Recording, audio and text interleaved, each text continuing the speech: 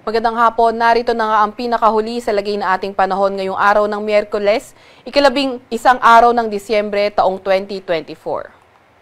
Patuloy pa nga rin ang epekto ng shear line. Ito yung salubungan ng malamig na hangin galing northeast at mainit na hangin galing silangan. Ito sa kasalukuyan ang nakakaapekto sa silangang bahagi ng Central at Southern Luzon. Hanging amihan naman o northeast monsoon nakakaapekto sa Northern Luzon at nalalabing bahagi ng Central Luzon. At easterlies, yung mainit na hangin galing karagatang Pasipiko nakakaapekto sa nalalabing bahagi ng ating bansa. Patuloy pa nga rin yung pagdala ng shear line ng maulap na papawirin, mga kalat-kalat na pag-ulan at pulupulong mga thunderstorm sa Metro Manila, Laguna, Rizal, Quezon, sa may Bulacan area, pati na rin sa Nueva Ecija, Aurora, Camarines Norte, Camarines Sur, pati na rin sa may Catanduanes. Itong easterlies naman magdadala rin ng maulap na papawirin, mga kalat-kalat na pag-ulan, pagkidlat at pagkulog sa Central Visayas, Negros Oriental, Leyte, Southern Leyte, pati na rin sa lugar ng Dinagat Islands, Surigao del Norte, Surigao del Sur, at pati na rin sa Davao Oriental. Amihan naman ng northeast monsoon magdadala rin ng mga paulan sa Cagayan Valley, Apayao, Kalinga, Mountain Province at Ifugao. Kaya yung ating mga kababayan, lalo na yung mga inuulan ng mga nakaraang araw pa, ay pinag-iingat nga natin sa mga banta ng pagbaha o hindi kaya pagguho ng lupa.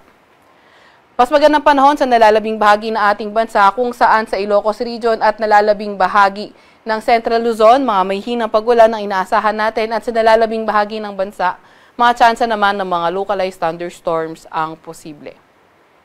Sa kasalukuyan, wala rin naman tayong namomonitor na low pressure area or bagyo sa loob or malapit sa ating Philippine Area of Responsibility.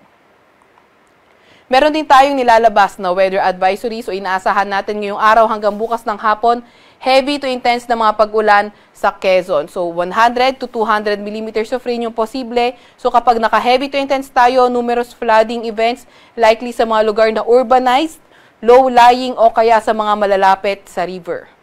Moderate to heavy or 50 to 100 na millimeters sa pag-ulan sa Isabela, Aurora, Camarines Norte at Camarines Sur. Kapag moderate to heavy yung mga pag-ulan, localized flooding posible mainly sa mga areas na urbanized, low-lying o kaya malapit sa rivers at landslide posible sa mga highly susceptible areas.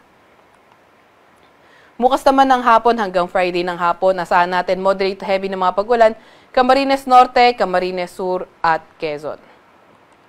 Friday afternoon to Saturday afternoon, moderate to heavy naman sa mga lugar ng Catanduanes, Camarines Sur, Camarines Norte, pati na rin sa may Quezon. Kaya ingat pa nga rin, kagaya ng nabanggit natin kanina sa mga inuulan, noong mga nakaraang araw pa sa mga banta ng pagbaha o hindi kaya pagguho ng lupa.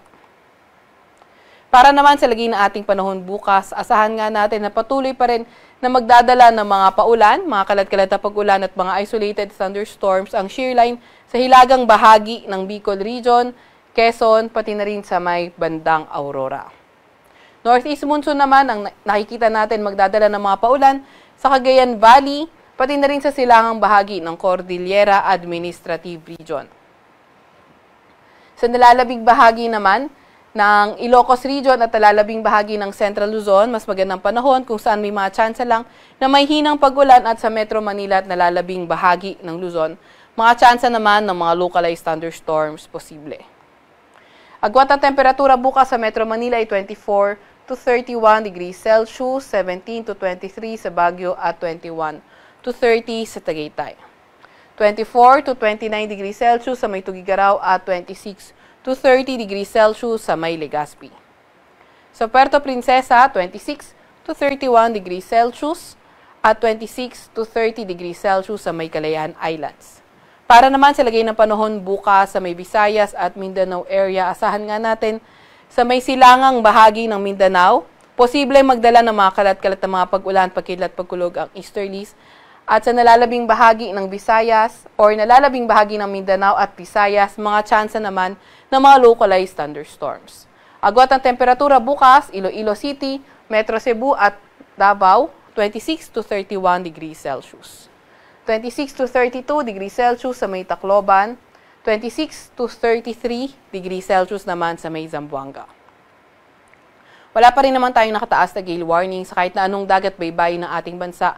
Pero ingat pa nga rin sa papalaot sa dagat baybayin ng Northern Luzon at silangang bahagi ng ating bansa dahil magiging katamtaman hanggang sa maalon ang karagatan. Para naman sa 3-day weather outlook ng mga pangunahing syudad natin, nasaan natin sa Metro Manila at Baguio City, patuloy pa nga rin ang fair weather conditions na may mga tsansa ng mga localized thunderstorms. Sa Legazpi City, Friday, patuloy yung fair weather conditions pero pagdating ng weekend ay dyan na magsisimula yung mga kalat-kalat na pag-ulan, pagkidlat at pagkulog. Sa Metro Manila, 31 degrees Celsius ang pinakamataas na temperatura, 23 degrees Celsius naman sa Baguio at 29 degrees or 30 degrees Celsius sa Legazpi City. Sa mga pangunahing syudad naman sa may Visayas, Metro Cebu, Iloilo City at Tacloban City, inaasahan natin patuloy pa nga rin ang fair weather conditions pero may pulupulong pag-ulan, pagkidlat at pagkulog pa rin. 25 to 32 degrees Celsius ang agwat ng temperatura sa Metro Cebu, 25 to 31 degrees Celsius sa Iloilo City at 25 to 32 degrees Celsius sa may Tacloban City. Sa Metro Davao, Cagayan de Oro at Zamboanga City, naasahan nga rin natin, katulad sa Visayas, ay magpapatuloy ang fair weather conditions at may mga tsansa na mga localized thunderstorms. Asahan nga rin natin ang 33 degrees Celsius na pinakamataas sa temperatura sa Metro Davao, 25 to 32 degrees Celsius sa Cagayan de Oro City at 25 to 34 degrees Celsius sa may Zamboanga City. Yung mga kasamahan natin sa Regional Services Division, patuloy pa rin ang issuance ng thunderstorm advisory, rainfall advisory o hindi kaya heavy rainfall warning kung kinakailangan. Sa Kalakhang, Maynila, ang araw ay lulubog mamayang 5:28 ng hapon at sisikat bukas ng 6:11 ng umaga. Huwag magpapahuli sa update ng Pag-asa, ay follow at i-like ang aming X at Facebook account DOST_Pag-asa. Mag-subscribe din sa aming YouTube channel DOST-Pag-asa Weather Report at para sa mas detalyadong impormasyon, bisitahin ang aming website pag-asa.dost.gov.ph. At yan naman muna ang latest mula sa Weather Forecasting Center ng Pag-asa. Veronica C. Torres, nag-uulat.